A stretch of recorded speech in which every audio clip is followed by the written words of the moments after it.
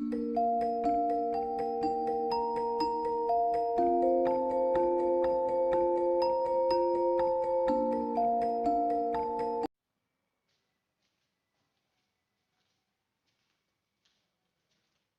Everyone, स्वागत है आपका क्लाइंबर्स एकेडमी के यूट्यूब चैनल पे। दोस्तों, हमारा जो पुराना टॉपिक था, जो पिछला टॉपिक था, वो लगभग समाप्त हो चुका था। अब हम लोग एक नए टॉपिक को लेकर के आगे बढ़ रहे हैं, एक नए टॉपिक की जानकारी आपको देते हैं। चलिए, तो आज हम लोग बात करते हैं रॉक्स, यानी कि चट्टानों की। आप लोग अक्सर देखते हैं, या तो कहीं धरातल सपाट दिखता है, नहीं तो वहां पे चट्टानें दिखाई देती हैं। तो क्या कभी किसी ने जानने की कोशिश की ये चट्टान कैसी है, ये किस एलिमेंट से बनी है, या ये क्यों बनी है? चलिए, आज उसी पे चर्चा करते हैं। चट्टान। चट्टान को जानने से पहले हमको जानना पड़ेगा कि चट्टान बनती कैसे है, चट्टान बनी किसकी होती है। तो उसके लिए सबसे जो प्राइमरी फैक्टर है, सबसे इंपॉर्टेंट फैक्टर है, हम लोगों को जानना है खनिज, यानी कि मिनरल्स के बारे में।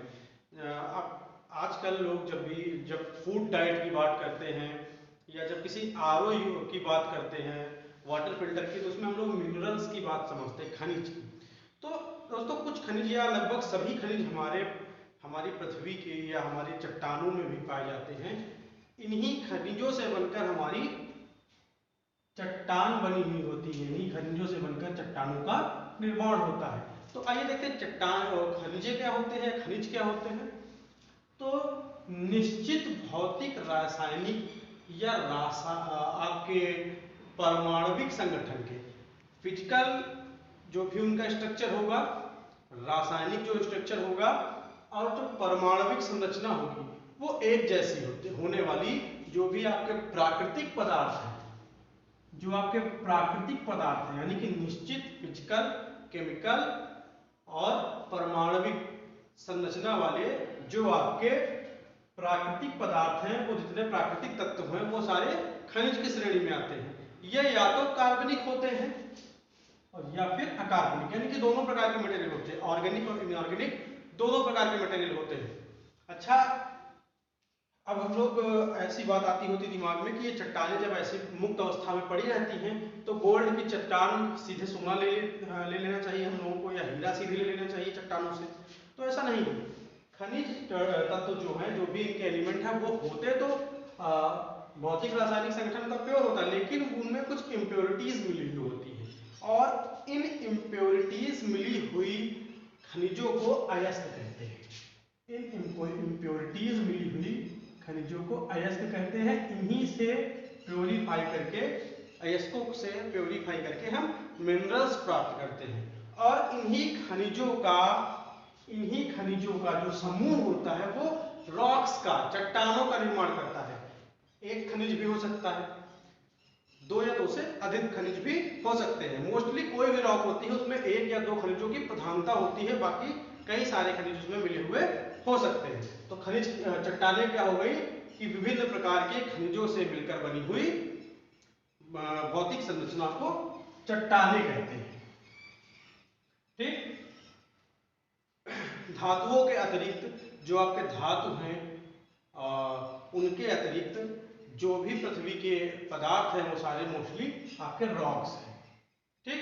चलिए, बात करते हैं एक इंपॉर्टेंट फैक्टर। आपको अगर बात 100% रॉक्स की करें, 100% चट्टानों की करें, तो बात आती है 100% खनिजों की, जिनसे ये मिलकर बने हुए हैं। यदि कोई पूरे भूपर्पटी की चट्टानों की बात की जाए, अंदर या बाहर की भूपर्पटी की या धरातल के गर्भ की, तो 100% चट्टानों में से 100% खनिजों में से 98% खनिज केवल 8 तत्वों से मिलकर बने हुए हैं। केवल 8 तत्वों से मिलकर बने हुए हैं। तो कौन से हैं ये 8 तत्व? ध्यान दीजिएगा, ये 8 तत्व आपको याद करने हैं, जिनसे जो प्रधान तत्व हैं, जिनसे खनिज मिलकर बनते हैं, उनसे चट्टानें बनती हैं। वो है oxygen, silicon, aluminium, iron, sodium, potassium और मैग्नीशियम। ऑक्सीजन प्राइमरी है, फिर सिलिकॉन, एल्यूमिनियम, आयरन आपका लोहा, फिर सोडियम, पोटेशियम और मैग्नीशियम। शेष 2% तत्व जो आपके हैं उनमें से आपकी हाइड्रोजन हो जाती है, कार्बन हो जाती है, फास्फोरस हो जाता है, निकेल हो जाता है, मैग्नीज हो जाता है और सल्फर हो जाता है। ये सारी कितने प्रतिशत हो जाती है? 2%। चलिए अब बात आती है कि कितने रूप के खनिज हैं। देखिए अलग अलग किताबों में खनिजों के जो भी आप खनिज हैं उनके कितने प्रकार के हैं, टाइप्स हैं, वो अलग अलग किताबों में उनकी अलग अलग गिनती दी हुई है। लेकिन हम लोग एथेंटिक एनसीईआरटी को बेस मानते हुए यहाँ पे आगे बढ़ेंगे। तो पृथ्वी पर 2000 प्रकार के खनिजों की उत्पत्ति है। 2000 प्रकार के खनिज पृथ्वी पर पाए जाते हैं। लेकिन इन 2000 खनिजों में से 24 खनिज, कहीं पे 25 मिलता है कहीं पे 24, पर मुख्यतः 24 खनिज ही ऐसे मुख्य हैं जिनसे भूपर्पटी ढकी हुई है। मोस्टली वही हर जगह पाए जाते हैं। चलिए एक चीज और, अगर बात चट्टानों की करते हैं तो वे खनिज जो चट्टानों को बनाते हैं, जो चट्टानों को बनाने में ज्यादा सक्रियता निभाते हैं, ये जो भी खनिज के एलिमेंट्स हैं या ये जो खनिज हैं 2000 प्रकार के, और उनमें से 24 से 25 मुख्य खनिज हैं, इनमें से जो भी स्थल मंडल का निर्माण करते हैं, आपके भूपर्पटी या आपके धरातल का निर्माण करते हैं, वे चट्टान निर्माणकारी खनिज कहलाते हैं। तो ऐसे खनिज मुख्य हैं जो लगभग आपको हर रॉक में देखने को मिल जाएंगे। चाहे आप वो भूपर्पटी का कोई हिस्सा ले लेंगे, कोई सैल ले लेंगे, उसमें लगभग इन दो खनिजों की प्रधानता देखने को मिलती है। दो में से एक 100% अधिकायक मात्रा में उपलब्ध रहता है, वो है ऑक्साइड और सिलिकेट और कार्बोनेट। तीसरा जो इसमें इंपॉर्टेंट आता है वो कार्बोनेट है। प्राथमिक दो, पहला ऑक्साइड, दूसरा सिलिकेट, और तृतीय जो आ जाता है वो कार्बोनेट। तो आपका प्राथमिक सैल निर्माणकारी खनिज की बात करेंगे तो ऑक्साइड हो जाएगा। आप गौड़ या द्वितीयक चट्टान निर्माणकारी खनिज की बात करेंगे तो वो सिलिकेट हो जाएगा। और जब चट्टान निर्माणकारी खनिज तृतीयक की बात करेंगे तो उसमें कार्बोनेट आ जाता है, आपका कार्बोनेट क्रम की जो आपकी सैलें होती हैं। चलिए आगे बात करते हैं प्रमुख खनिज तत्व, यानी कि अभी हमने बात की खनिज 2000 प्रकार के होते हैं, ठीक। फिर उनमें 24 मुख्य होते हैं। अब इन मुख्य में से भी 6 तत्व ऐसे होते हैं जो प्रधानता रखते हैं सैलों के निर्माण में, जिनकी सैलें मुक्त रूप से पाई जाती हैं। सैलों में वो मुक्त रूप से पाया जाता है और मुख्य रूप से भी पाया जाता है। वो कौन कौन से हैं? क्वार्टजाइट या क्वार्ट्ज, आपको क्वार्ट्ज की चट्टानें जगह जगह देखने को मिल जाएंगी। आपको अभ्रक देखने को मिल जाएगा, पायरोक्सिन देखने को मिल जाएगा, ओलिवीन की चट्टानें मिल जाएंगी, फेल्सपार खनिज आपको चट्टानों में मिल जाएगा, और एम्फीबोल्स आपको चट्टानों में बहुतायत मात्रा में देखने को मिल जाएगा। तो ये 6 प्रधान खनिज तत्व हैं जो कि 24 में से निकल के और ज्यादा बाहर आते हैं।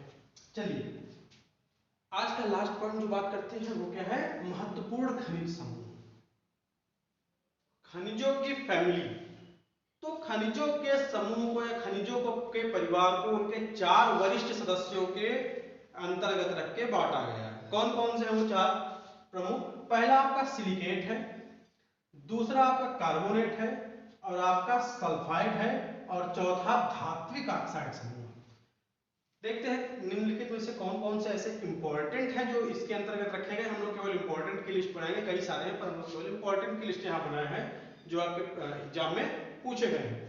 तो सिलिकेट समूह के महत्वपूर्ण खनिज जो हैं वो आपका फेल्सपार हो जाएगा, आपका क्वार्ट्ज हो जाएगा, और आपका अभ्रक हो जाएगा। यहाँ पे अभ्रक पूछा जा चुका है, अभ्रक पूछा जा सकता है।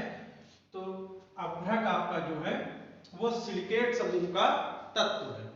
फिर कार्बोनेट समूह में डोलोमाइट, यहाँ से काफी बार पूछा गया है, डोलोमाइट है और कैल्साइट है। सल्फाइड समूह से पायराइट और गैलेना है। गैलेना आपका यहाँ पे वेरी इंपॉर्टेंट हो जाता है। इसके बाद चौथा जो आपका समूह है धात्विक ऑक्साइड समूह, वो मुख्यतः लोहे से संबंधित आ जाएगा यहाँ पे, हेमेटाइट, बॉक्साइट और मैग्नेटाइट, ठीक। जो आपके धात्विक है, धात्विक ऑक्साइड समूह है, उसके अंतर्गत 3 आएंगे, हेमेटाइट, बॉक्साइट और मैग्नेटाइट। चलिए एक बार रिवीजन करते हैं, फिर आगे की क्लास के बारे में चर्चा करेंगे। रॉक, चट्टानें क्या है? खनिजों से मिलकर बने हुए भौतिक पदार्थ चट्टान कहलाते हैं। और खनिज क्या होते हैं? विशेष या निश्चित भौतिक, रासायनिक और परमाणुविक संख्याओं वाले प्राकृतिक कार्बनिक या अकार्बनिक पदार्थ जो कि अयस्कों से प्राप्त भी किए जा सकते हैं, उनका शोधन भी किया जा सकता है। पृथ्वी के 98% भाग 8 तत्वों से बने हुए हैं और शेष 2% जो है वो अन्य तत्वों से बने हुए हैं।